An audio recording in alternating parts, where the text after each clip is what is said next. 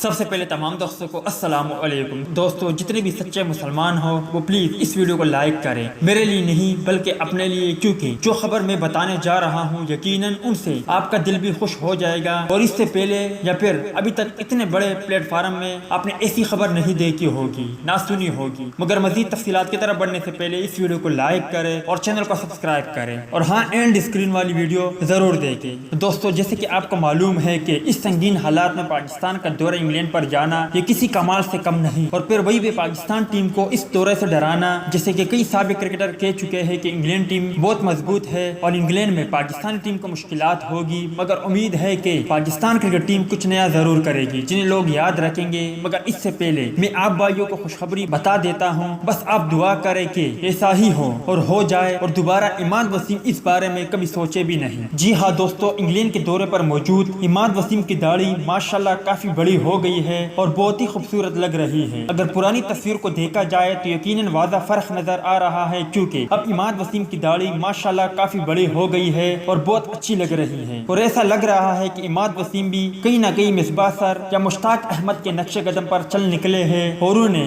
اس بارے میں ضرور عماد وسیم سے بات کی ہوگی کہ داڑھی رکھنا سنت ہے مگر وہ واجب اور فرض کی اہمیت رکھتی ہے۔ یقیناً عماد وسیم کی داڑھی کو دیکھ کر آپ کو بے حد اچھا لگا ہوگا اور بے حد خوشی محسوس کی ہوگی جتنی کہ مجھے ملی۔ اللہ تعالیٰ نے اصل خوبصورتی تو داڑھی رکھنے میں رکھی ہے، جیسے کہ معین علی، عادل رشید، ہاشم آملہ اور مزید کئی ایسے کرکٹر جن کے چہرے پر مبارک داڑھی ہوتی ہے اور یقینی طور پر ان کے چہروں سے نور ٹپک رہی ہوتی ہے، اور اب انشاءاللہ دیکھنا کہ ایک دن ایسا آئے گا کہ پوری پاکستانی ٹیم داڑھی رکھ کر میدان میں اترے گی اور ان کا پھر الگ ہی روب ہوگا۔ اور بس ہماری دعا ہے کہ اللہ تعالیٰ عماد وسیم کو مزید ہمت اور جذبہ دے کہ عماد وسیم داڑھی کو رکھنے پر قائم ہو، اور ساتھ ہی ساتھ دیگر کھلاڑیوں کو بھی اللہ تعالیٰ توفیق دے کہ وہ بھی داڑھی رکھے۔ قبر میں ساتھ جانے والی سنت داڑھی وہ واحد سنت ہے جو قبر میں بھی آپ کے ساتھ جاتی ہے۔ رسول اللہ صلی اللہ علیہ وآلہ وسلم کی خدمت میں کسرا بادشاہ کے دو قاصد آئے، ان کی داڑیاں منڈی ہوئی تھی۔ رسول اللہ صلی اللہ علیہ وآلہ وسلم نے ان سے چہرہ مبارک پھیر لیا، ان کی صورتوں کو دیکھنا تک گوارا نہ کیا، اور ان سے پوچھا تمہیں داڑھی منڈوانے کا حکم کس نے دیا؟ وہ بولے ہمارے رب کسرا نے۔ مجمی لوگ اپنے بادشاہ کو رب کہتے تھے۔